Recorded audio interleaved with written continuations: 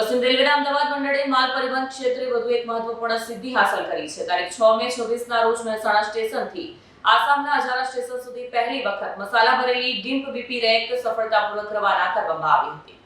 પશ્ચિમ રેલવેના અમદાવાદ મંડળે માલ પરિવહન ક્ષેત્રે વધુ એક મહત્વપૂર્ણ સિદ્ધિ હાંસલ કરી છે.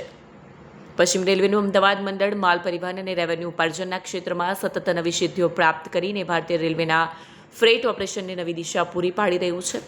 મંડળ રેલવે મેનેજર વેદ પ્રકાશના કુશળ નેતૃત્વમાં અમદાવાદ મંડળ દ્વારા માલ લોડિંગના ક્ષેત્રમાં અનેક મહત્વપૂર્ણ અને નવીનતાસભર પહેલો કરવામાં આવી રહી છે, જેનાથી ફક્ત વ્યાપારી પ્રવૃત્તિઓને પ્રોત્સાહન જ નથી મળી રહ્યું, પરંતુ દેશવ્યાપી આપૂર્તિ શ્રેણીને પણ મજબૂતી મળી રહી છે. આ જ ક્રમમાં તારીખ 6 મે 2024ના રોજ અમદાવાદ મંડળના મહેસાણા સ્ટેશનથી પૂર્વોત્તર સીમાંત રેલવેના રગિયા મંડળમાં આવેલ અજારા સ્ટેશન માટે 4200 ક્વિન્ટલ જીરુથી લોડેડ પહેલી ડિમ્પ વીપી રેક સફળતાપૂર્વક લોડ કરીને રવાના કરવામાં આવી.